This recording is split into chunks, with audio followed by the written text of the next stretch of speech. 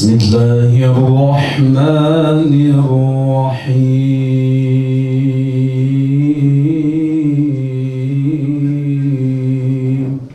الرحمن علم القرآن خلق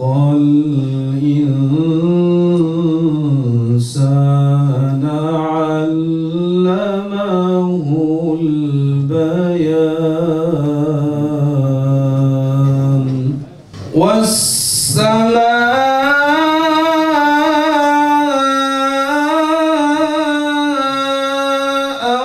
رفعها ووضع الميزان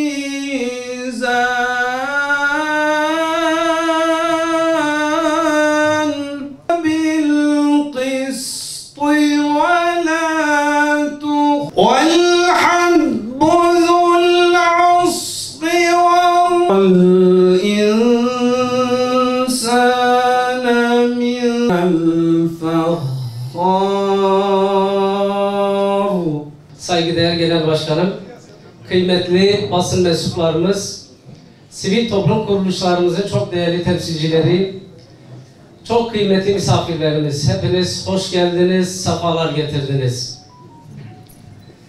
11 ayın sultanı Ramazan-ı Şerif'in başta Gazze, Kudüs, Mescid-i Aksa ve tüm mazlum İslam coğrafyalarının kurtuluşuna vesile olması temennisiyle önümüzdeki 31 Mart yerel seçimlerinin milletimiz ve memleketimiz için hayırlara vesile olmasını Yüce Rabbimizden niyaz ediyoruz. Bu güzel temenniler ile hepinizi canı gönülden selamlıyor. Tekrardan hoş geldiniz, sefalar getirdiniz. Ayaklarınıza sağlık. Değerli misafirler, kıymetli konuklarımız, hepiniz hoş geldiniz, sefalar getirdiniz. Unte bıkhir hatın, ser sera ser çavara hatın. Hayırlı iftarlar diliyorum, hayırlı Ramazanlar diliyorum cümleten inşallah.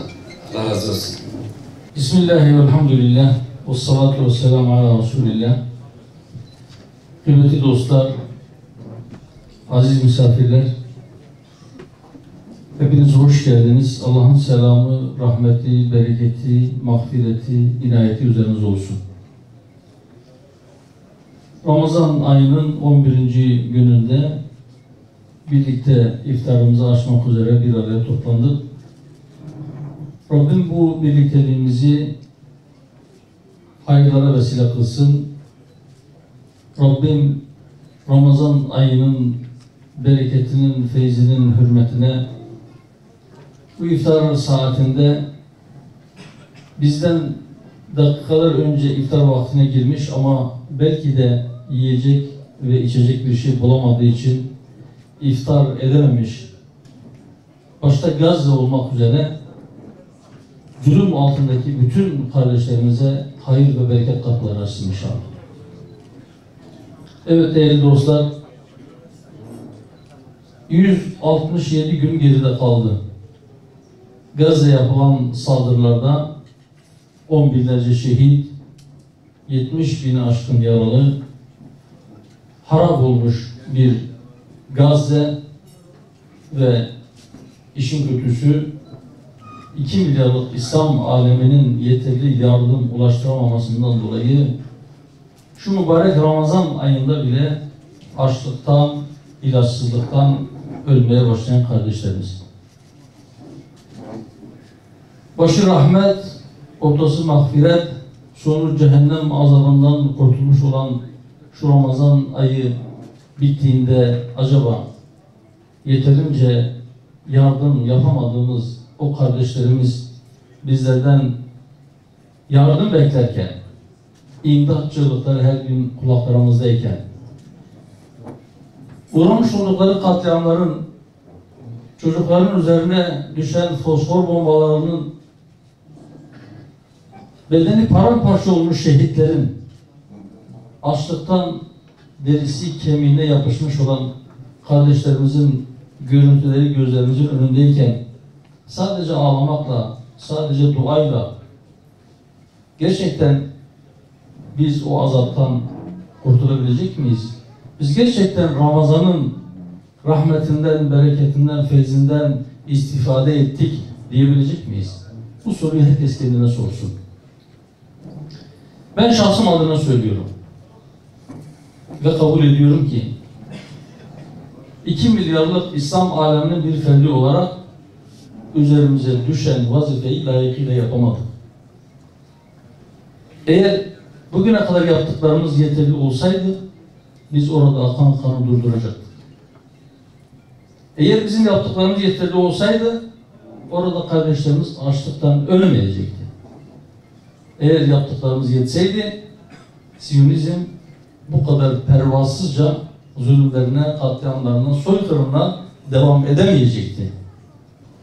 Eğer birlik olabilseydik, birlikte hareket edebilseydik, sadece boykotla dize getirebileceğimiz Siyonizmi durdurabilecektik. Ama maalesef ne boykotumuz boykota benziyor, ne ticaretimizi kesebildik, ne de siyasi alanda ciddi bir varlık gösterebildik ki ta ki onlara geri adım atılabilir. Rabbim sonumuzu hayır eylesin. Oradaki kardeşlerimiz bir okul oldu. Bize fedakarlığın, bize direnmenin, bize vatan savunmasının, bize imanın, bize teslimiyetin, tevekkülün ne olduğunu öğrettiler. Onlar çok güzel öğretmenlik yaptılar. Fakat biz iyi bir öğrenci olamadık ve sınıfta kaldık. Biz kendimize yanalım. Allah-u Teala Allah yolunda öldürülenlere ölüler demeyiniz diyor. Onlar ölümsüzlüğe ulaştılar. Ama biz nefes alan, yürüyen, canlı gibi görünen ölüler. Bizi kim diriltecek? Gazze'nin bu hali eğer hala bize bir ruh üfleyememişse, bizi ayağa kaldıramamışsa biz ne zaman ayağa kalkacağız? Biz ne zaman dirileceğiz? Bunun üzerine uzun uzun düşünmemiz lazım. Bu işin bize bakan tarafı. Bir de işin Gazze'ye bakan tarafı. Ve aynı zamanda onunla ilgili bütün 2 milyarlık İslam alemine de bir kez daha şunu hatırlatmak istiyorum. Savaşı çokça insan öldürenler kazanmıyor. Ya da savaşı çokça can kaybı yaşayanlar kaybetmiyor. Evet, belki oradaki şehitlerin sayısı, yaralıların sayısı 100 binleri bulacak, belki geçecek, bilemiyoruz. Eğer bu vahşet durdurulmazsa. Lakin şunu unutmayalım. Cezayir bağımsızlığını kazanana kadar 3,5 milyon şehit verdi. Şunu unutmayalım.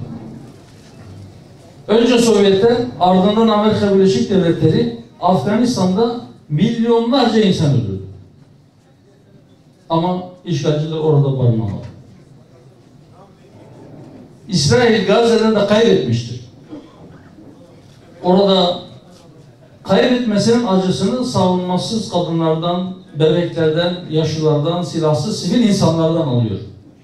Bu aslında onun hem ahlaken, hem siyaseten, hem askeri olarak kaybettiğinin resmidir. Gittikçe dünyada yalnızlaşacak. Bu zulmün artırması da inşallah onun için sonun başlangıcı olacaktır. 75 yıldır direniş bitmedi. Bugünkü şartlara göre çok daha zayıf durumdayken bile direnmeye devam ettiler. Ve her bir savaştan, her bir çatışmadan, her bir Siyonist saldırıdan daha güçlü bir şekilde oradaki insanlar çıktı. Ama bizim ümidimiz o ki inşallah dünya tarihinin belki ilk defa bu şekilde yakın plan çekimlerle canlı yayınlarda yapılan bu katliam, bu soykırım 2 milyarlık İslam alemini uyandırsın, onlara ruh olsun, onları kendine getirsin. Evet, bir şey yapamıyoruz çünkü zaaflarımız var. Nedir o zaaflarımız? Bizim siyasi zaaflarımız var. Bizim ahlaki zaaflarımız var. Bizim iktisadi zaaflarımız var. Bizim askeri zaaflarımız var. Bizim fikri zaaflarımız var. Bizim belki itikadi zaaflarımız var ki biz bu durumdayız. Rabbimiz bizden birlik olmamızı istiyor. Biz paramparçayız. Allah Resulü Aleyhisselatü Vesselam bize güçlü mümin, zayıf müminden hayırlıdır diye söylüyor. Biz bunu sadece belki fazla gücü olarak anlar. Ama her alanda güçlü olmak ve her şeyden önemlisi güçlerimizi birleştirmek konusunda yeterince inancımızın gereğini, Rabbimizin emrinin gereğini yerine getiremedik. Ve biz batıya öykündük, onlara benzemeye başladık. Ne onlar gibi olabildik, ne de kendimiz kalabildik. İşte böyle bu hallere, bu sefil, bu perişan durumlara düştük. Merhum Ali İzzet Begoviç ne güzel söylemiş değil mi? Savaş ölünce değil, düşmana benzeyince kaybedilir. Şimdi bakalım kendimizden başlayarak, baştan başa İslam alemine. Ne kadar kendimize benziyoruz? Ne kadar kendimiz kalabildik? Ne kadar düşmana benziyoruz? Bütün bunların muhasebesini yapmanın vakti geldi, geçiyor. İnşallah Gazze bize bir ruh verecek. Oradaki şehitlerin kanı inşallah bizleri de diriltecek diye Rabbimden ümit ediyorum. Değerli dostlar, bir de önümüzde bir seçim var. 10 gün sonra sandık kurulacak. Bugün 21 Mart, ayın 31'inde sandığa gideceğiz. Memleketin dört bir tarafında siyasi partiler, adaylar, parti yöneticileri harıl çalışıyor. Sağa sola koşturuyorlar. Bu işin doğal olan alışıldık tarafı. Fakat bu koşturmalarda, bu sağa sola gidişlerde kim ne yapıyor? Dikkat ediyor musunuz? Siyaset ne hallere düşmüş? Görüyorsunuz değil mi? Şimdi gelirken yolda arkadaşlarım bir video izlettiler. Yani öyle bir şey ki aslında yani aldırma, geç git diyesi geliyor insanın ama hatırlarsanız 14 Mayıs 2023 seçimlerinden önce neredeyse partilerin, özellikle de Millet İttifakı'na mensup partilerin tamamı gündemlerinde Hüdapar vardı. Yani zanneden Hüdapar'ın adayı, Cumhurbaşkanı adayı da o yüzden bu kadar Hüdapar'ın üzerine geliyorlar. Hatta ben o dönem bir espri yapmıştım. Dedim ki özellikle CHP zannediyor ki Kılıçdaroğlu'yla Yapıcıoğlu yarışıyor. Böyle bir söylem tutturmuşlar, böyle bir strateji tutturmuşlar ama aradan Erdoğan sıyrılacak demiştim espriyle.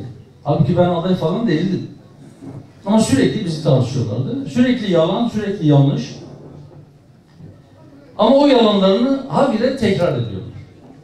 Sürekli. Üstelik her gün üzerine bir şeyler ilave ederek. İşte en son Seyhan'da yapmış olduğu konuşmada CHP'nin geçici genel başkanı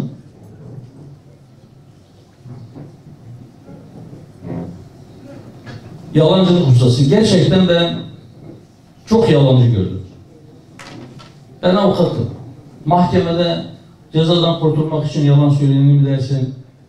Ya da işte kendini haklı göstermek için sokakta takla atanı mı dersin? Sözlere, kelimelere takla atanı mı dersin? Ya da siyaset arenasında kendini olduğundan farklı göstermeye çalışanı mı dersin? Çok gördüm ama yeminle söylüyorum. Bu kadarını ben ilk defa görüyorum. Bakın yeminle söylüyorum. Ben CHP'nin geçici genel başkanı kadar rahat yalan söyleyen adamı ilk defa görüyorum. Ömrüm boyunca görmedim. Hiç bu kadar görmemiştim. Adam üstelik her gün üzerine bazı şeyler ilave ederek söylüyor.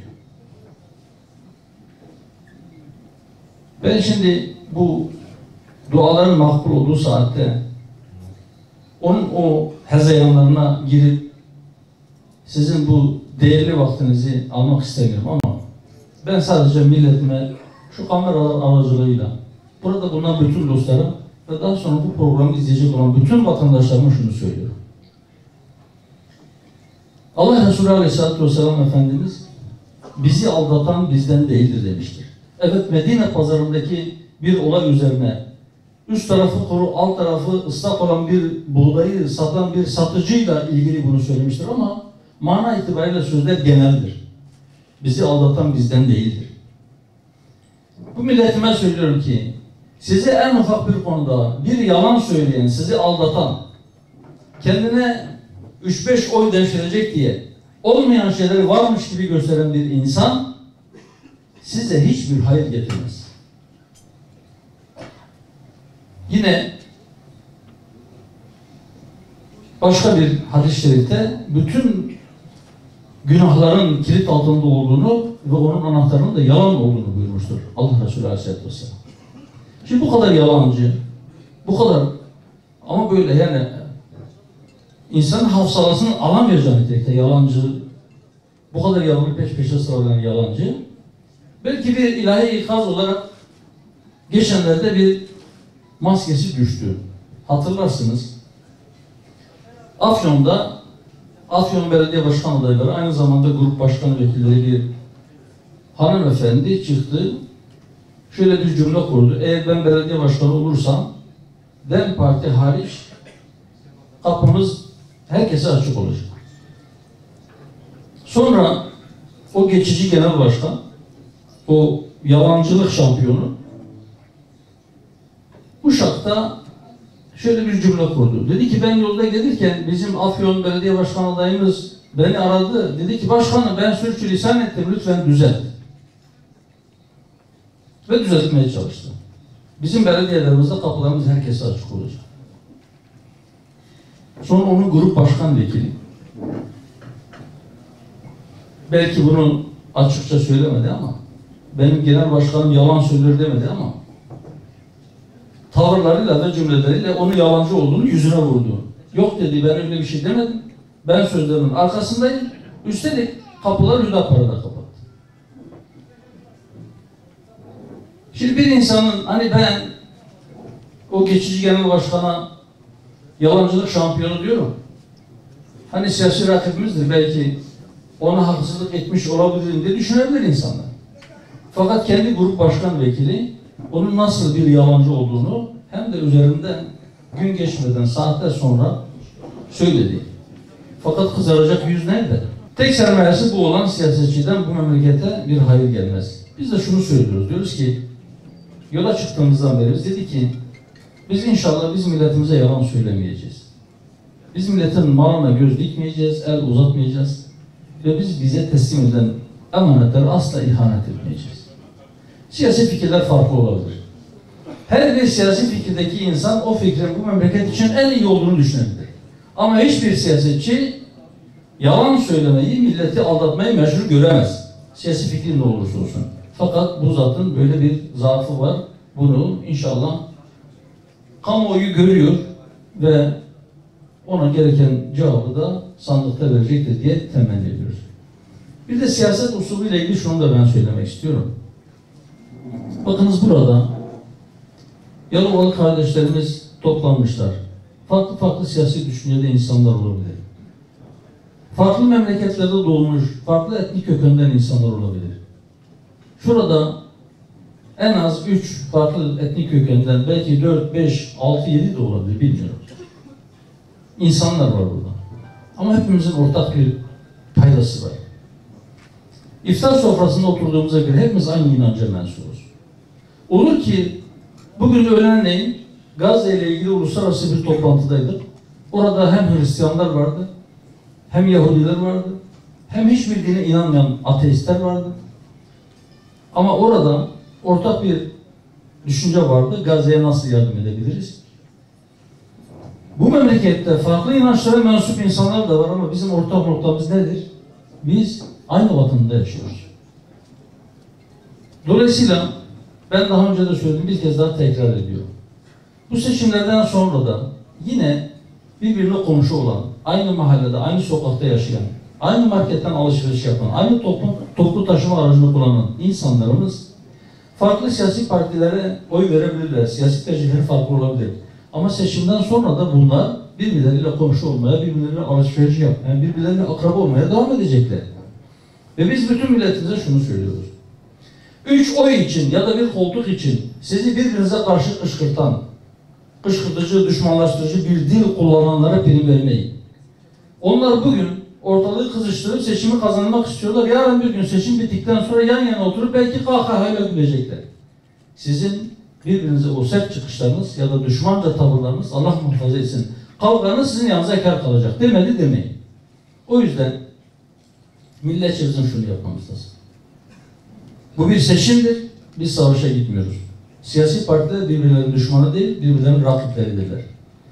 Kim kendi siyasi çıkarı için milleti birbirine düşman kamplara bölmeye çalışıyorsa o bu milletin tamamına 85 milyon millete düşmandır. Düşmanlık yapıyordur.